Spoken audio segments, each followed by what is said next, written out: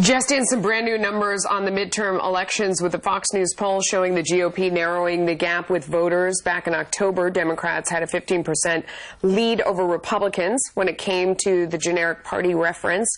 Now there's only a 5% difference. Joining us now is Daniel Halper, contributing editor for the Free Beacon and the Weekly Standard. You know, it's hard to predict what's going to happen this far out, but some people say there's, something for the trend. Do you buy that theory? What does it tell you? A little bit, yeah, certainly. These are better, more welcome news, I think, for the Republicans than it was not too long ago. But there's still many, many months until November, and a lot could change. The last couple of weeks, we've seen a lot of noise. There's that Stormy Daniels interview. Of course, I'm not sure that reflects on Republicans running for election necessarily, other than the President of the United States. But then there's also the stock market volatility, which I think has been crazy. And if that continues, if the numbers somehow continues to bottom out, today's been a good day, last week was not. Right. If that bottoms out, things could also change. So there's a lot going on, and a lot that can happen between now and November. I mean, I always feel like it comes down to money, and sometimes politicians forget that. We've drilled down on some of the questions that were included in the poll. One of the questions was, best describes your feeling about the economy. Nervous, now 47%. Back in 2010, that was 70%. Confident, 40%. That's a considerable jump up from either 2016 or 2010.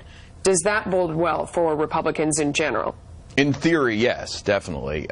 In 2010, of course, it was a disastrous year for President Obama. That was his first midterm election after getting elected in 2008. He lost 63 seats in the House. So it is expected, I should be clear, that Republicans will lose some.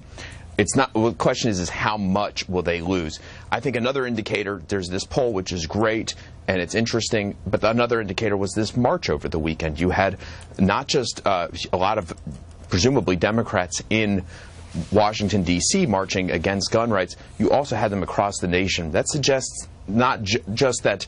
Yeah. It suggests that Democrats are very jazzed up about this election in a way I think that Republicans aren't. Although, I mean, you never know with those things. So people want fewer children killed in school, but I don't know that that necessarily translates to voting for Democrats over Republicans. They sort of want solutions. But before we dig into that, let me show you this part I thought was very funny.